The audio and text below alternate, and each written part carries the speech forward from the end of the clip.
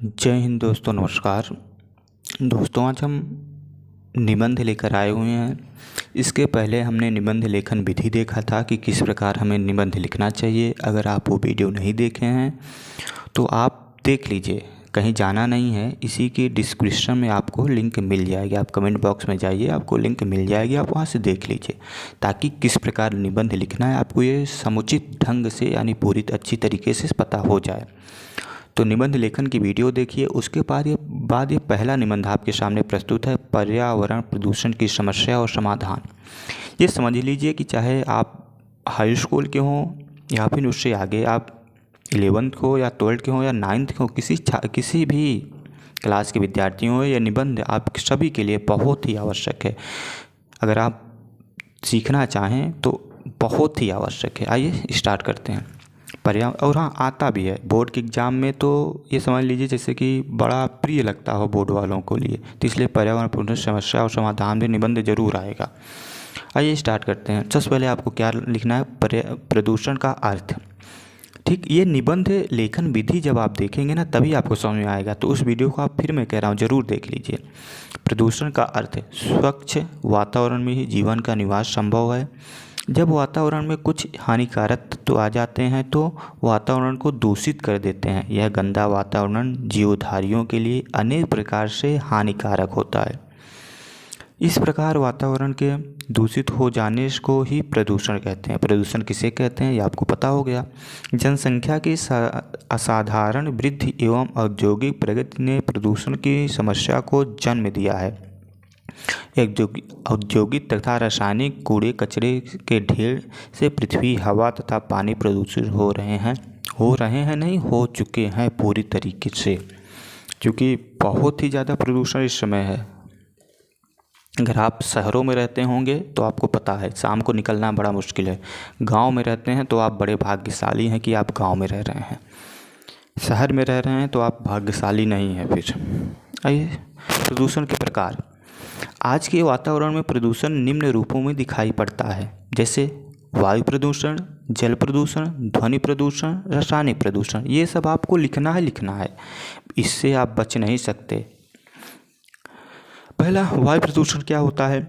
वायुमंडल में विभिन्न प्रकार की गैस एक विशेष अनुपात में उपस्थित रहती हैं। जीवधारी अपनी क्रियाओं द्वारा ऑक्सीजन और कार्बन डाइऑक्साइड छोड़ते रहते हैं।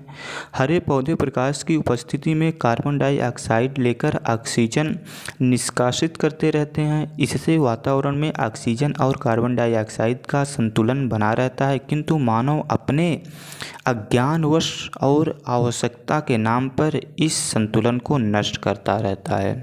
ये सब मानव प्रकृति के साथ खिलवाड़ करना मानव की सबसे बड़ी मूर्खता होती है। दूसरा है जल प्रदूषण। सभी जीवधारियों के लिए जल बहुत महत्वपूर्ण और आवश्यक है।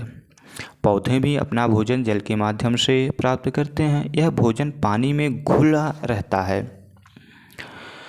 जल में अनेक प्रकार के खनिज तत्व, कार्बनिक, अकार्बनिक पदार्थ तथा गैसें घुली रहती हैं। यदि जल में यह पदार्थ आवश्यकता से अधिक मात्रा में हो जाते हैं तो जल प्रदूषित होकर हानिकारक हो जाता है और यह प्रदूषित जल प्रदूषण कहलाता है। तो ये बहुत, जैसे जल प्रदूषण पे आ गया तो आपको पूरा लिखना है, वायु प्रदूषण, जल प्रदूषण, ध्वनि प्रदूषण, रासायनिक प्रदूषण। लेकिन अगर एक पे आ गया तो भी आपको इसी तरह लिखना है। ठीक, अब देखते हैं ध्वनि प्रदूषण। ध्वनि प्रदूषण आज की एक नई समस्या है। इसे वैज्ञानिक प्रगति ने पैदा किया है।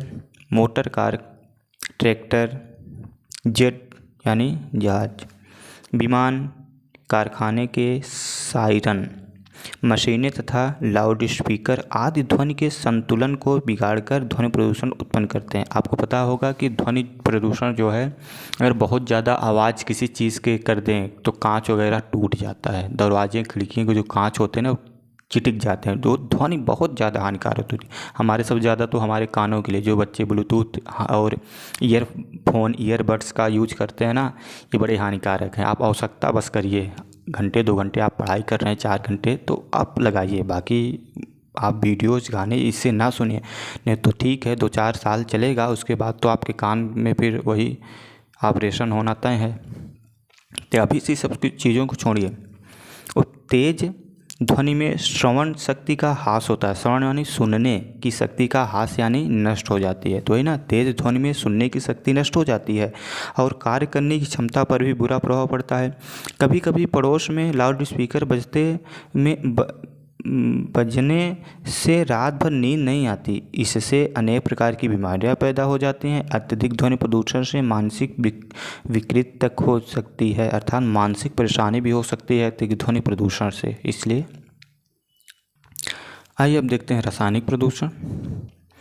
कारखाने से बहते हुए अवशिष्ट द्रव्यों के अलावा खाद्यान्न की उपज में वृद्धि की दृष्टि से प्रयुक्त कीटनाशक दवाइयों से और रासायनिक खादों से भी स्वास्थ्य पर प्रतिकूल प्रभाव पड़ता है। आपको ये चीज़ बहुत ज़रूरी है समझना कि जो हम खा रहे हैं सबसे अधिक तो उस पर प्रभाव पड़ रहा है, क्योंकि खेत में जितने भी कीटनाशक पदार्थ यानी दवाइयाँ पड़ रही हैं, ये खाद वगैरह पड़ रहे हैं, ये सब समझ लीजिए कितने हानिकारक है, इतने हानिकारक हैं कि ये सब कुछ हमें ये तत्व नहीं दे रहे हैं, हमें ये ऊर्जा एनर्जी नहीं दे रहे हैं, हमें किसी प्रोटीन नहीं दे रहे हैं, बल्कि हम इसे छीन रहे हैं। बस हमारा पेट भर जा रहा है, हो गया, और कुछ नहीं कर रहे हैं हमारे लिए।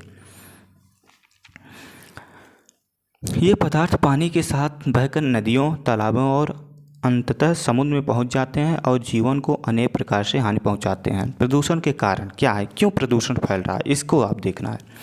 पर्यावरण प्रदूषण का सबसे बड़ा कारण विश्व की जनसंख्या में तेज़ी से होने वाली वृद्धि है। यानी आप समझ लीजिए, विश्व की जनसंख्या आज सुरसा की भांति अपना मुँह फैलाती जा रही। सुरसा समझ रहे हो ना, भगवान हनुमान जी महाराज जब जा रहे थे लंका, तो सुरसा वही है जो समुद्र में हनुमान जी को मिली थी, हनुमान जी को, तो वही है ना, 16 जो जन्म के ठहरो तुरंत पवन सुत 32 भयो। तो सुरसा जो है वो अपना मुख फैलाती चली जा रही थी, तो भगवान भी यानी हनुमान जी महाराज भी अपना मतलब दुगना कर लिए, उसका मुँह नहीं फैल रहा है। तो वही कह रहे हैं कि सुरसा की भांति जो है वो अपना मुँह फैलाती जा रही है। जनसंख्या में जिस तेज़ी के साथ विस्तार होता जा रहा है, उतनी ही तेज़ी से आदमी की सुविधाओं में ह्रास होता जा रहा है। रहने के लिए स्थान की भारी कमी आ रही है। खाने के लिए संतुलित भोजन उपलब्ध होना कठिन हो गया है। सबसे बड़ी समस्या मुझे भी लगती है जो कि रहने के लिए, क्योंकि अब हम लोग तो गांव में ही रहते हैं, लेकिन बड़े सुख और सुविधे से रहते हैं। समझ लीजिए कोई परेशानी, किसी प्रकार का प्रदूषण नहीं है इस तरह गांव में। शहरों में तो भैया कहने मत कहिए, नाम मात्र के लोग जीवित हैं वहाँ पर, लेकिन बड़े दिक्कत में हैं। शहरों में घर नालियाँ नहीं है। सबसे बड़ी दिक्कत तो यह है कि रोड सड़क नहीं, गलियाँ छोटी छोटी, बाइक एक आ जाए इधर से उधर से तो गुजरना बड़ा मुश्किल है।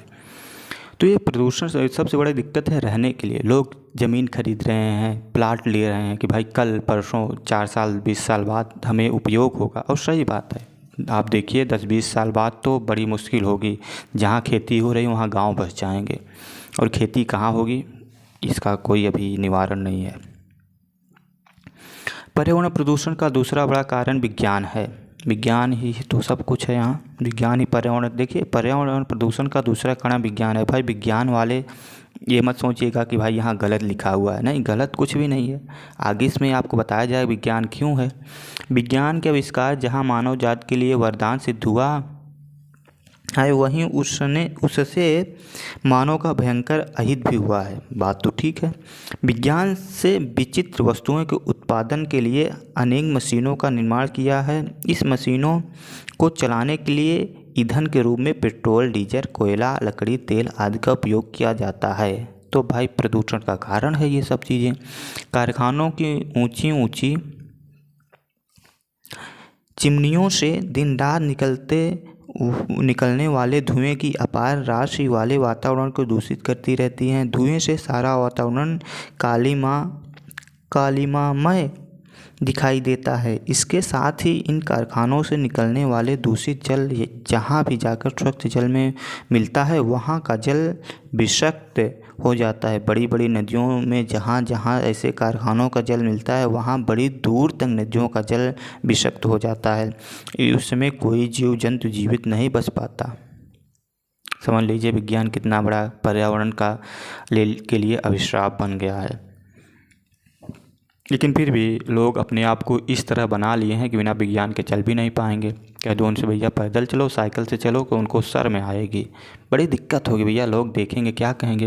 अच्छा, ये किसी एक के लिए नहीं है, सभी के लिए है कि उनको पास अगर बाइक है, 4 व्हीलर है और अच्छी गाड़ियाँ हैं तो थोड़ी नहीं चलने वाले हैं।